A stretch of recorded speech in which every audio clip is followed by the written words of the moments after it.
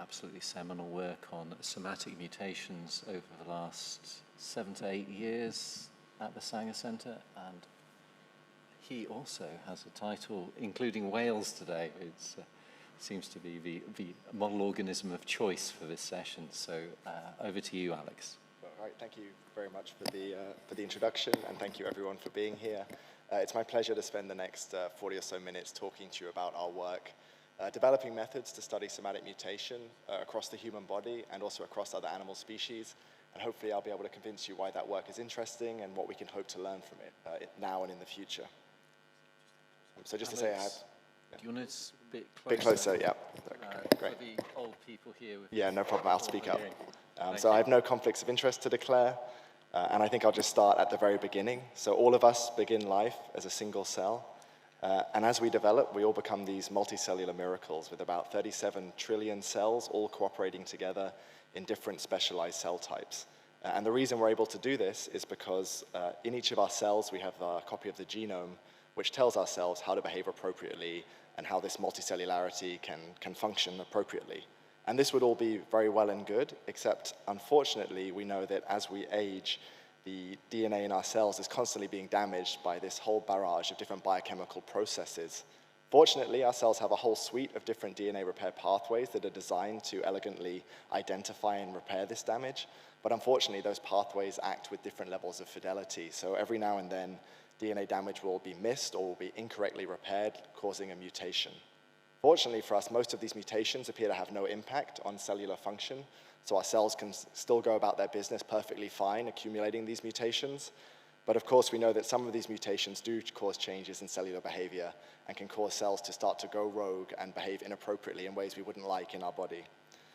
And nowadays, these different changes are well known as the hallmarks of cancer. So cells that acquire certain oncogenic mutations can start to resist cell death, they can start to be replicatively immortal, and so on. And so we've known for several decades that cancer is a great example of a somatic evolutionary process.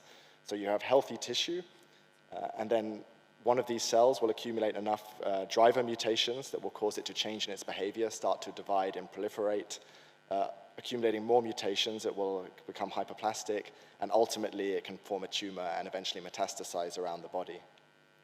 And so cancer genomics traditionally has focused on tumor sequencing to understand cancer evolution. So taking cells from a tumor and sequencing them and looking for the mutations that are shared across all cells in the tumor. And if you do this across multiple tumors, multiple different tumor types in different individuals, you can start to learn what are the genes that are currently mutated in cancer and what are the specific mutations that drive cancer. And so that's been tremendously successful at learning about this process of tumor formation. However, I would argue that to understand this evolutionary process, just looking at the tumors is equivalent to trying to understand a reality TV show by just looking at the winners. So you can make some general principles about this show by just looking at the end process, but to really understand all the rules of the game, you'd want to go back and see the entire process. And we've known for a long time that if we could study somatic mutations in the healthy tissues from which cancers emerge, that would give us a much deeper understanding of the process of cancer evolution. This could help us with risk stratification, so identifying individuals who are more likely to go on to develop cancer, who could be more intensely monitored. It could help us to detect cancer earlier, which we know is critical for effective cancer treatment.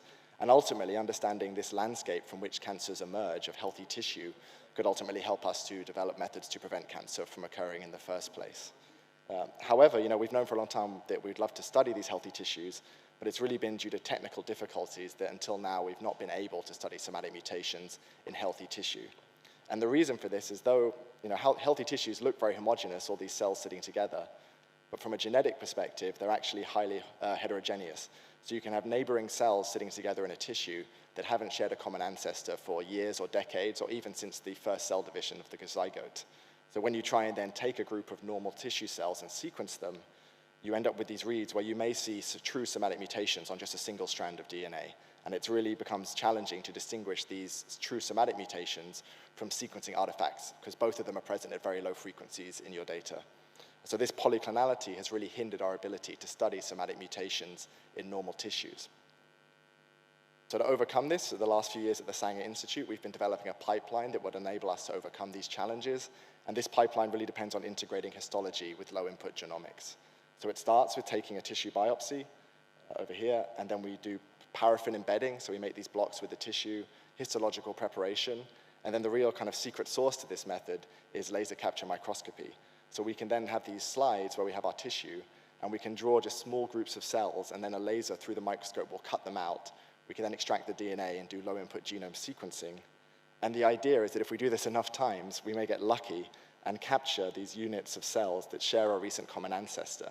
So then when you sequence the DNA, the true somatic mutations will be shared by all of the cells. You'll see it in multiple copies of the DNA, and you can distinguish that from the low-frequency sequencing artifacts. And just to give you an example of what this looks like, this is laser capture microdissection from a seminiferous tubule, and you can see the laser here cutting through the tissue and also the plastic membrane. The slide is upside down, so in theory it'll just drop off into a collection well, but these are such small cuts that sometimes just through static they adhere to the slide, in which case you have to then widen the aperture of the laser and you try and knock it off the slide, and the technical term for this is laser catapulting. And if you do that enough times, hopefully it works here, and then you hope that your tissue is actually dropped in the well. About 20% of the time, they're so small that they just catch an air current and they drift away, never to be seen again. But most of the time, you're able to collect these cells and sequence them. And essentially, through doing this in different tissues and cell types throughout the human body, we've been engaged in this process of trying to map out what are the mutational processes operative in different human cell types across the body, and comparing this to cancer rates, and just trying to understand what is this landscape of somatic variation that's happening before carcinogenesis. And just to give a quick example of one study where we looked into this, we took 3 individuals of different ages, transplant donors. We harvested tissues from 20 different microanatomical structures, and we did over 500 laser capture microdissections and sequencing. And essentially what this showed us is we looked at the single base pair substitution rates and also indel rates. And it's too small to see, but essentially across the different tissue types, we see dramatically different somatic mutation rates and also indel mutation rates, depending on the tissue type in the body. And just to give one example, one of the tissues with the highest mutation rates was the intestinal epithelium. So these were really nice because you can just see these clear histological units. You can laser capture microdissect. You can then sequence them and get the mutations that are shared by all the cells in the crypt. And we see these cells are accumulating about 47 mutations per year. And so you might wonder, well, is that a large or a small number for a healthy tissue? And one way to think about it is we know these cells divide approximately once a week. And so if you take that into account, that means for every cell division, they're accumulating less than 1 mutation, and they have to copy 6 billion base pairs of DNA. So in some ways, that's a remarkably low mutation rate. Another surprise from this research was that mutations appear to increase linearly with age. So some of us suspected that as you age, your DNA repair may decrease and the mutation rate may accelerate. But it really seems across tissue types in the human body that the ability to repair that damage remains constant throughout life. So you see this linear accumulation with age. But nevertheless, because we live so long, even in these cells, you're still accumulating thousands of mutations by the end of lifespan. And that's really in stark contrast to some other cell types in the human body. So we were also very interested in looking at mutation rates in the germline. And so within this study, we also sequenced an additional 162 seminiferous tubules from the testes to look at somatic mutation rates in spermatogonial stem cells. And when we do this, we find they have a strikingly low mutation rate. So instead of 50 mutations per year, they only have about 2.5 mutations per year. And if you then consider that these divide to produce sperm, that you then have the haploid mutation rate, and that's about 1.5 mutations per year. And that's really consistent with what's been inferred previously for paternal mutation rates from trio studies. So essentially, it seems that the germline has some additional mechanisms of DNA repair that aren't active in the soma. Because remarkably, these spermatogonial stem cells, they have to divide and keep dividing to produce sperm, and yet they're able to retain this extraordinarily high level of genomic integrity. So through looking at these landscapes, we're getting insights into differences in mutation rate and inferences into the differences in mechanisms there must be to maintain genomic integrity in different tissues throughout the body. And as well as looking at mutation rate, we're also interested in looking at these processes of natural selection that occur in our bodies as we age. So even in healthy tissues, we're learning that cells can acquire positively selected mutations that cause them to proliferate and expand within our tissues, leading to clonal expansions. They're invisible histologically, the tissue looks normal, but you have these early stages, we think of carcinogenesis, even in histologically normal tissues, where cells with certain mutations are driving clonal expansion. And we see that this increases with aging, and it can also be accelerated by exposure to external mutagens or environmental factors. And so just to give an example of this, we looked at healthy esophagus from 9 different donors of different ages. We took punch biopsies, And then we did deep targeted sequencing of a panel of known cancer genes, so genes that are involved in carcinogenesis in the esophagus.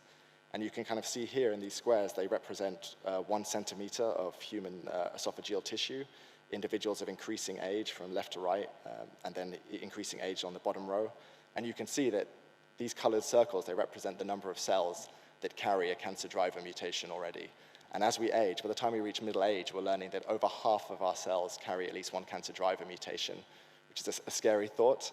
The reason we think this tissue still looks healthy is because these cells only have one cancer driver mutation, and we think they need additional hits before they start to look dysplastic. So what these studies are revealing is that as we age, we become these ever greater molecular mosaics. From the very first cell division, we're accumulating mutations in different cells, and some of these are having a selective advantage and driving clonal expansion in our tissues. And so we think this is a fascinating landscape that we're discovering, and we're trying to make sense of how does this relate to cancer risk, to aging and age-related disorders. And while we're learning a lot from looking at humans, there are some questions that we really can't fully address without taking a broader, more comparative approach. And indeed, there are some mysteries in cancer and somatic evolution that can only be addressed by taking this wider approach. And this is similar to what Vera was mentioning earlier. These species, such as these beautiful large cetaceans, based on everything we know about somatic mutation in humans and cancer, they shouldn't be able to reach even 1 year of age without developing some kind of tumor, and yet they have longer lifespans than we do. If you look at the modeling based on the fact that they have quadrillions more cells than we do, yeah, they should have some kind of cancer before the age of 1. And so this observation, known as Peto's paradox, it's been observed across many different species, this finding that cancer incidence doesn't seem to correlate with the number of cells an organism has. And so what this really suggests is that these larger, longer-lived species, as was mentioned in the previous talk, must have evolved some mechanisms of cancer resistance. And one of the things we wonder is whether perhaps lowering their somatic mutation rate through improved DNA repair could be one of the mechanisms by which they do that. Yet we've so far lacked any data on what the somatic mutation rates actually are in most non-human species. As well as cancer, we're also very interested in aging and lifespan. So some of you may know that 4,000 weeks is the typical human lifespan. Each dot on this screen represents one of those weeks. In dark blue is the number of weeks I've already used up, which is quite terrifying to see on a screen. And thanks to improved medication and sanitation, well, more of us are living this full 4,000 weeks than ever before. However, that raises new challenges because we've been much less good at treating these age-associated diseases. So the risks of these diseases that increase with age, such as cancer, strokes, dementia, have been remarkably intransigent to treatment. And what we'd really love to do is increase the human health spans, the percentage of weeks where we live healthy lives untroubled by illness. But to do this, we really need to understand what are the causes of aging and these age-associated diseases before we can hope to better treat them and improve the human health span. The challenge is that aging has been studied for decades or centuries, and we still don't really know what are the causes of aging. There are all these hallmarks of aging, biological changes that occur as we age, but we don't really have a good handle on which of these are causes and which are consequences of aging. As we're geneticists, we're particularly interested in the potential role of genomic instability, and there's this long-standing theory, the somatic theory of aging, which presents the idea that it's this accumulation of mutations in our cells over time that's leading to a decrease in function. So potentially that not all mutations lead to cancer, but some of these are just decreasing the ability of our cell to do its job. And so over time, as you accumulate these mutations, you have an aging phenotype as cells become less able to function. And so obviously to address this, we can take advantage of the fact that there's enormous diversity in lifespan across species. And so if somatic mutations are playing a role in aging, what one would expect is that species with very short lifespans like the mouse would be accumulating somatic mutations at a much faster rate than species such as the bowhead whale, which has a much longer lifespan. And so by looking at somatic mutation rates across these species, we can test that hypothesis and see if it's consistent with the role of somatic mutations in aging. So essentially what we wonder is, are cancer and aging two sides of the same coin, both driven by the accumulation of somatic mutations with age? For cancer, we know there clearly is a role of somatic mutation, but for aging, it still remains a very open question. And so to look at this, we really wanted to quantify somatic mutation rates across different animal species just to get that early data on, are there differences in mutation rate in different species? And then when we had this data, we could start to say, well, do species that live longer indeed accumulate mutations at a slower rate, or are there other factors that explain any variation that we might see? So to do this, we had to collect tissue samples from many different species. So we work with a variety of collaborators around the world, particularly with zoos, because a particular challenge for this kind of research is we need to know the age of the animal at the time the tissue sample is collected. And unfortunately, most wild animals don't come with a kind of birthday tag. So we worked at zoo populations and captive animals where we could know exactly how old they were when the tissues were collected. And of course, we had to include the naked mole rat, the kind of superstar of aging research. And again, as I mentioned earlier, mutation rates we know vary from cell type to cell type in the human body. So we needed to pick a single cell type to focus on to then compare across species. And we settled on the intestinal crypts for a variety of reasons. Firstly, as I mentioned earlier, you can clearly see them. They're identifiable histological units. So you can laser capture microdissect them. And again, they're also clonal units. So you have a basal stem cell, and then you have a population of stem cells, and over time, one of these drifts to fixation. And then all the daughter cells that are produced that transiently proliferate up of the crypt will share the mutations in that basal stem cell. So you can sequence multiple crypts from the different regions within an animal, and they should have a similar number of somatic mutations as we've seen in human.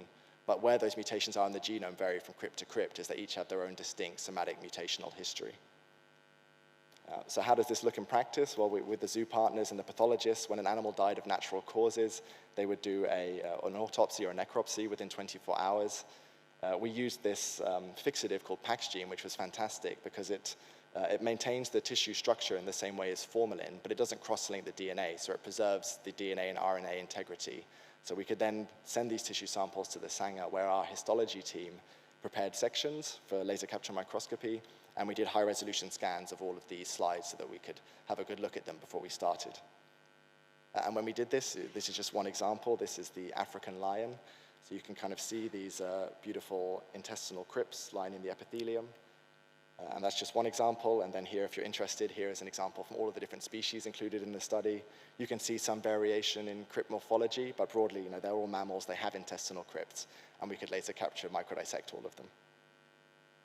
And here is an example from the Siberian tiger of a before and after from a laser capture microdissection, just showing these individual crypts can be quite easily microdissected. And just an overview of the samples we used in this study. So we had 16 species, 56 individuals. Ideally, we would love to have had a nice age range from all of the individuals in each species. But unfortunately, this is an opportunistic study, especially the longer-lived animals. They don't die very often, so there's not a lot of chance to collect them. So we're in an ongoing process of sample collection. But for this study, where possible, we had multiple individuals of different ages, and we would try to microdissect 4 or 5 crypts from each individual. And for this study, we focused on single-base substitutions and small insertions and deletions. As was mentioned in the previous talk, large structural variations and double-strand breaks are obviously fascinating, but the challenge is that although all these species had reference genomes, the quality of those reference genomes varies enormously from species to species. So until we have high-quality reference genomes for every species, which is something that's an ongoing process that will happen, we decided to limit ourselves to these single base pair substitutions where we had higher confidence in our ability to detect them, and we didn't think that the reference genome quality variation would bias our results. I'm not going to talk through all of the details of this, but essentially we spent a long time developing a pipeline to have really accurate variant calling. Essentially what we did was introduce a whole range of different filters like coverage and many others to only call somatic variants in regions of the genome where we had really high confidence in the mapping quality, the coverage, and our ability to detect those somatic mutations, to kind of essentially reduce the genome down to a kind of callable genome where we were very confident in our ability to detect mutations. So having done this, we then had our data set, and we could start to look at somatic mutations across different mammalian species and see what we find. So when we first look at the data, you can see in this top panel, the bluey green dots are the substitutions, and the purple triangles or tilted squares are the indels. And you can see for all of the species, for every 8 substitutions, we get about 1 indel, and that's consistent with what we've seen in humans. So there's a much higher single base substitution rate than indel mutation rate. You do see a lot of variation in the mutation rate here, or the number of mutations per genome within a species, but this can be explained by the age of the animal. So if you look at the bottom panel, once you control for age, you see that we get this nice linear mutation rate with age in all the species where we had multiple individuals. And so this was very encouraging for us because this kind of suggested to us that we're looking at real somatic mutations. We couldn't think of an artifactual process that would cause this linear accumulation with age. So as well as just looking at the number of mutations, something that's really cool that you can do with mutational data is because we know that different DNA damage processes cause particular patterns of mutation, you can then look at all of the mutations that you've sequenced and do a kind of genetic archaeology to work back and figure out what were the processes that cause those mutations that you're seeing. So this comes down to the kind of mutation, the base substitution that you're seeing, and the trinucleotide spectra. So every time a mutation occurs, there'll be a base before and after it, and that gives you your trinucleotide context. And so on the top panel here, you have UV damage, which has this particular C to T mutations at certain trinucleotide contexts. And then in contrast, on the bottom panel, you have tobacco smoke, which tends to cause C to A mutations in a very different context. And so what we could do is for each of the species, we could gather together all the mutations from the different crypts and different individuals and plot the trinucleotide spectra. And when we do this, we see broadly similar patterns across all 16 mammalian species with these characteristic 4 C to T peaks. And we did a process called signature extraction, which is a statistical method that lets you try and infer what are the different mutational processes that have resulted in these spectra. And when we do this, we see across all 16 mammalian species, it's the same 3 mutational processes that are causing all of the mutations that we see. So the first one, SBS1, it's also been found in humans. This is caused by spontaneous deamination of 5-methylcytosine. It's an endogenous cellular process. We have this signature called SBSB, which is very similar to human signature 5, which we believe is composed of multiple different clock-like endogenous damage and repair processes. And finally, at the bottom, we have SBSC, which is almost identical to human signature 18, which we believe is caused by oxidative stress. So it's very surprising to us not seeing any real impact of diet. We have carnivores and herbivores, and we're looking at the gut. It seems that all of the mutations are being caused by endogenous cellular processes, and we're not yet seeing any impact of diet. Although I would note these are zoo animals, so perhaps when we look in wild species, we'd have more varied diets, maybe we'll see something. So although we have the same 3 processes operative in all of these different species, when we look at the relative contribution of these different mutational processes in each species, we start to see some consistent differences popping through. So for example, if you look at the mouse, each kind of bar here represents a colonic crypt, and the proportion of each color represents the proportion of mutations we infer as coming from each of these processes. And in mouse and ferret, we see a very high contribution of this oxidative damage signature. So we don't know why this is. We speculate both mouse and ferret are these kind of laboratory populations. They're highly inbred, and we just looked at one mouse line. So we're now in the process of looking at additional mouse strains and also trying to look at mutations in wild-caught mice to see if this is really a species-wide difference or if this is just some kind of quirk of a particular mouse strain. So having looked at that and seen this remarkable homogeneity of these different mutational processes, we then went on to look at the mutation rates of all these species, because we know the number of mutations that we're detecting, and we know how old the animals are, so we can then calculate a mutation rate per year. And when we do this, we start to see these strikingly consistent differences start to appear between species. And so obviously we want to know what might explain this variation that we're seeing between species. So we decided to collect a bunch of different life history variables using online databases such as ANAGE on adult body mass, basal metabolic rate, and lifespan, things we think might be related to somatic mutation rate evolution. This was particularly challenging, particularly for lifespan. You can look in the literature, Google what's the lifespan of a horse, and you'll find some papers telling you a horse lives for 30 years, another they can live for 60 years, and it's very difficult to assess the veracity of these different claims. So we wanted something a lot more quantitative that we could use, and to do this, we partnered with an organization called Species 360. And so they work with zoos across the planet to collate and gather lifespan records from individual animals from every species.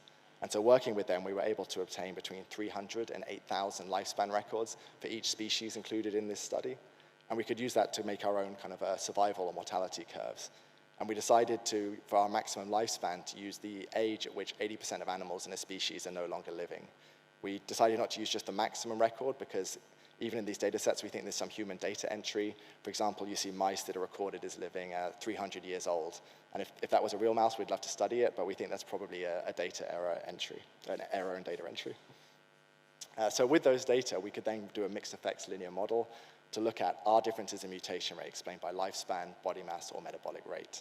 And when we did this, the results really surprised us. We found this really strong inverse correlation between somatic mutation rate and species lifespan, such that 1 over lifespan explains 82% of the variance we detected in mutation rate across species. If body mass didn't seem to have any explanatory power once you correct for lifespan, it really seems that it's lifespan that's driving this correlation. And this is particularly striking to us. You know, there's 30-fold variation in lifespan across these mammals that we looked at. There's 40,000-fold variation in body mass, and yet there's only 3-fold variation in end-of-lifespan mutational burden.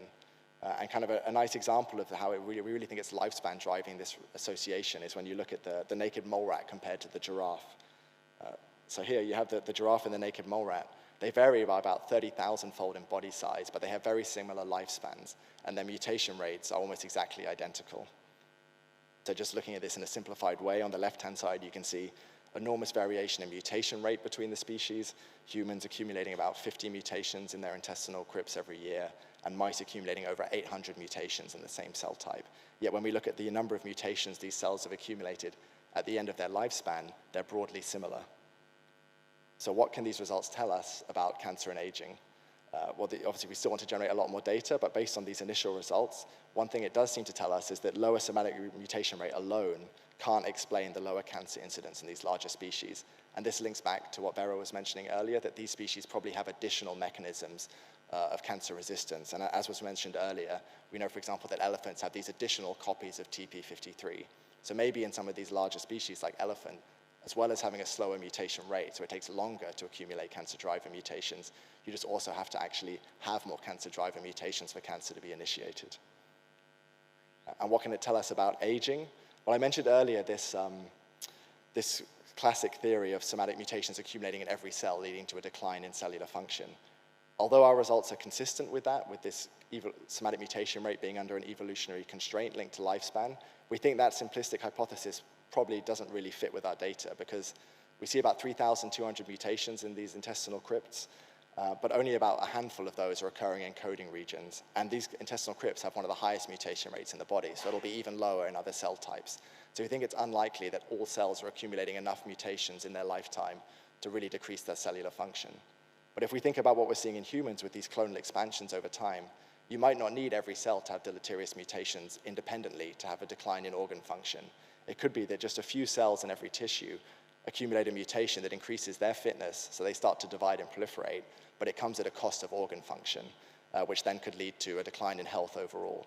And in solid tissues, we don't yet have any good evidence of this, it's just a hypothesis, but there are some intriguing results from clonal hematopoiesis in humans, so this kind of clonal expansions in the blood system where that has been associated with an increase in mortality from all-cause mortality. So there are some tantalizing suggestions that these clonal expansions could have an effect on health as we age. So kind of just to tell you now a bit about the future directions for this research. I spent a lot of time at the beginning of the talk telling you how hard it is to study polyclonal normal tissues and how that really held us back, and we had to develop this pipeline with laser capture microscopy. And actually now you can kind of throw that whole pipeline out the window because we have these much more accurate genome sequencing methods. So these duplex sequencing methods, our labs developed one called NanoSeq, but there are many others, massively decrease the error rate of genome sequencing. So they essentially take advantage of the fact that true somatic mutations should occur on both strands of the DNA, whereas PCR and sequencing artifacts will be on single strands. So by having adapters that kind of mark which strand of the DNA your sequence comes from and then amplifying them, you can distinguish true somatic mutations that are on both strands from errors that are on single strands, and you end up with error rates of about 5 errors in every billion base pairs. So now you can just take that whole polyclonal tissue, sequence it, and you have the confidence of knowing that if you see a mutation, it's very likely to be a true somatic mutation. And so this opens up whole new cell types that we can look at. We can start to look at post-mitotic cells like neurons or sperm or muscle tissues, and we're starting now to get the first estimates of somatic mutations in these tissues. And again, the results are interesting because some of these cells that don't divide still have higher mutation rates than spermatogonial stem cells, so then really driving home that the germline must have some additional mechanisms to maintain genome stability. So kind of combining these new methods where we can look at any tissue in the body and new reference genomes that are becoming available, we're now in the process of looking at somatic mutation much more broadly across the tree of life. So we're looking at multiple different cell types and multiple different species. We're very excited. We recently got our first delivery of tissue from a Greenland shark, which was kind enough to wash up in Cornwall about a year ago. It's the longest lived vertebrate. It lives between 400 and 500 years. So by looking at these species with much wider lifespans and understanding their somatic mutational processes, we hope we'll get a much better understanding of the relationship between somatic mutations, cancer, and aging. And we're also starting to look at invertebrates where lifespan starts to get really funky. So there are species such as Hydra vulgaris, this freshwater invertebrates, tiny, but it's apparently immortal. All of its cells are replaced every 20 years, yet it never seems to develop cancer or die of aging. So, theoretically, based on our hypothesis, that species maybe accumulates no somatic mutations, but it's hard to imagine that's the case. So we're hoping that by doing the first studies of somatic mutation in species like this, we'll get much better insights. We're also very interested to look at eusocial insects, such as the black ant, where all of the insects, all the ants in the colony share the same genome, yet workers are living for 1 year and the queen's living for over 30 years. So does the queen have better mechanisms of DNA repair? And just finally, to touch on something else we're very excited to try, I mentioned that these different DNA damage processes can leave different patterns in the DNA. So we're wondering if we can leverage that information to use wild animal species for environmental monitoring. So could we take tissue biopsies from different species within an ecosystem and look for somatic mutations that are caused by different pollutants or carcinogens, and use that to build a much deeper understanding of how pollutants are affecting animals and ecosystems, and also to better understand environments where humans are at risk. So we're engaged in a number of studies, for example, with earthworms, exposing them to carcinogens in a laboratory setting, and then sequencing them out in the wild in regions with different levels of pollutants to see if we can really use them and these somatic mutations for environmental monitoring. So yeah, just to conclude, as we age, our tissues become these patchwork of mutant clones. We've shown that somatic mutation rates vary across mammalian species and that they're inversely correlated with lifespan, which is consistent with a role in aging, but that's still just a hypothesis. And that for the majority of species, we still know nothing about their somatic mutations. So I think it's a very exciting time to start to explore this somatic mutational diversity. And as this progresses, I think we'll learn a lot more about the relationship between somatic mutations and age-associated diseases. So with that, I'd like to thank everyone who's been involved in this study, and I'd like to thank you for your attention, and I'd be happy to take any questions.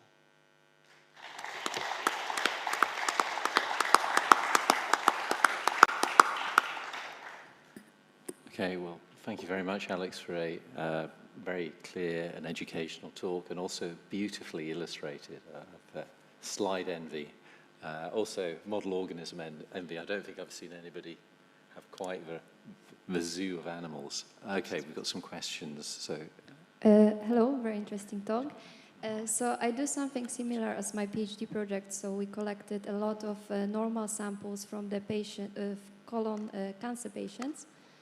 But however, we have bulk DNA. So do you think, because those variants are restricted to the crypts, do you think we can detect those variants from the bulk DNA, or we have to do the microdissection and go on the crypt level? Because we see some things in the bladder cancer from the bulk, the normal tissue from the bladder cancer patients, but in colorectal cancer, normal tissue from colorectal cancer patients, not so much. Yeah, that's a great question. I guess it'll depend a bit on the specifics of how the tissue was collected and what cell types are involved. But I think I'd be happy to talk to you after this talk and go into detail about the tissues. And Thank you so much. okay, just to remind people online, if they want to ask a question, to put it in the chat. Next question from the room. Thank you very much. I'm Maurizio Genuardi from Rome.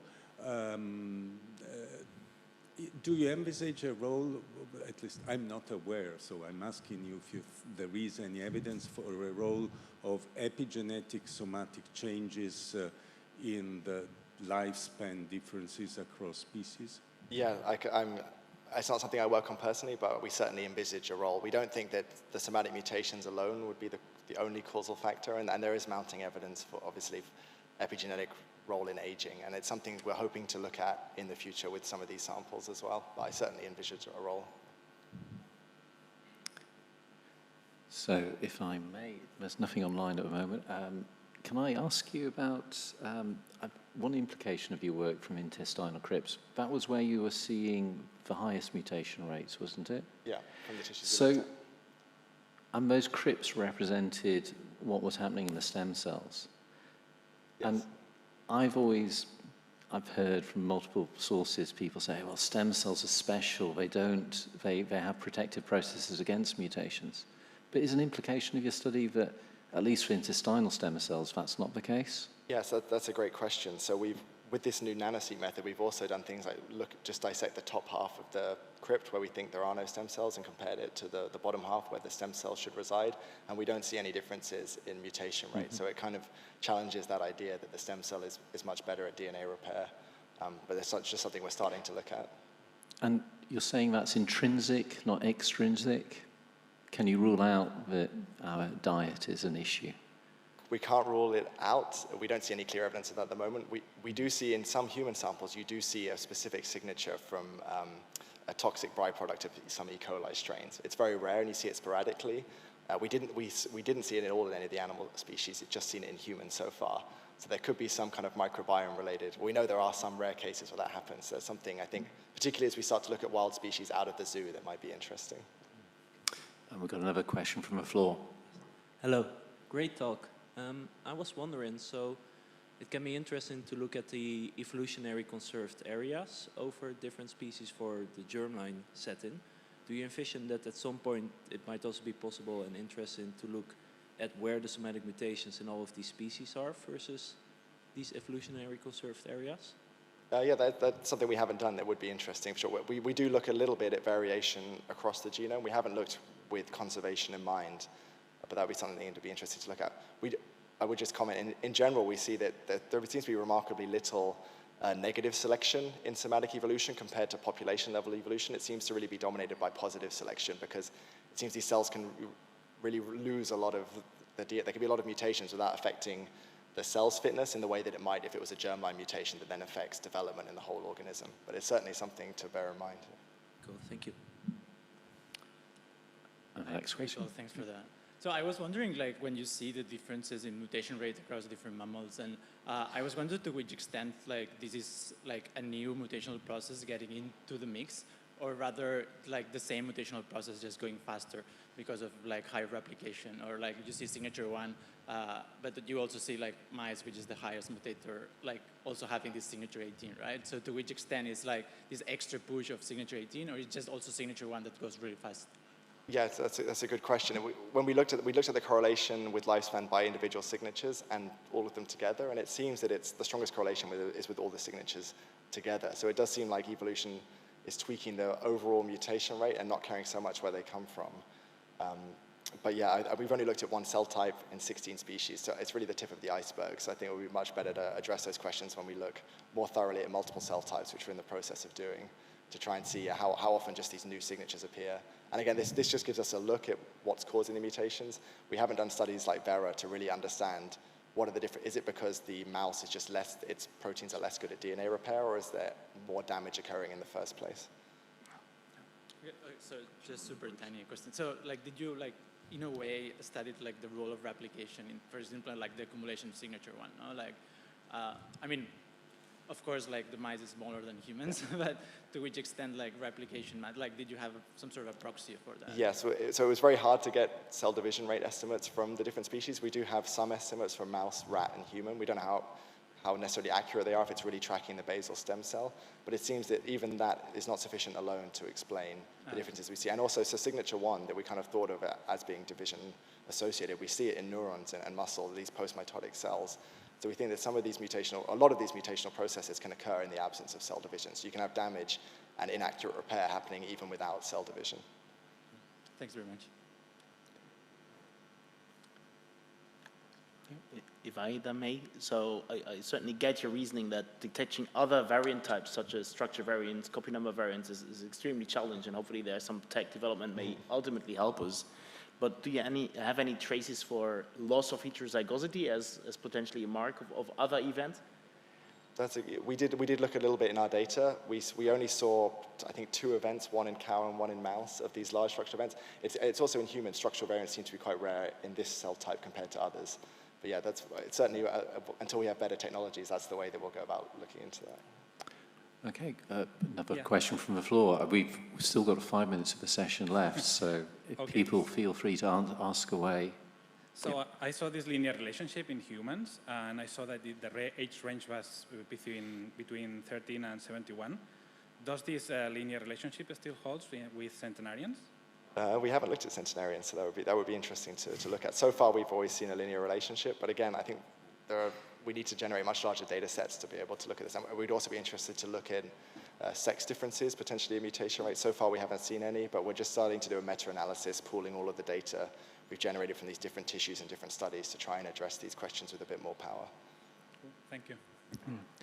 I noticed in one of your slides there's quite a wide spread of individuals of roughly the same age away from your nice straight line. Do you think that reflects variance in the population and their mutator ability? Possibly. There could also just be variance in our ability to call these mutations well. But I think again, as the methods are improving at such a dramatic rate, I think we'll be much better able to address these as we can just, just very impressed with the rate at which sequencing accuracy has improved over the last few years. And would you like to speculate on what makes spermatogonia and probably other germ cells so good at repairing their DNA? I wouldn't want to speculate too much. There was a paper out recently from Bjorn Schumacher's group where they looked at this dream complex that they found was expressed in the germline. Sorry, what complex? Dream complex, like having a dream. Okay. And they believe that this is turned off in somatic cells, and they have a C. elegans line where they've reactivated this and claimed that this then improves DNA repair in those cells. So we're now in the process of sequencing those C. elegans, and we'll see if they do indeed have lower somatic mutation rates. So it would be nice to think there's just a switch you can turn on, but I'm not sure if it'll be that straightforward. Great. Any more questions from the floor? I think if there aren't, I think we'll just close proceedings, and thanks Alex for a very interesting and thought-provoking talk. Thank you. Pleasure.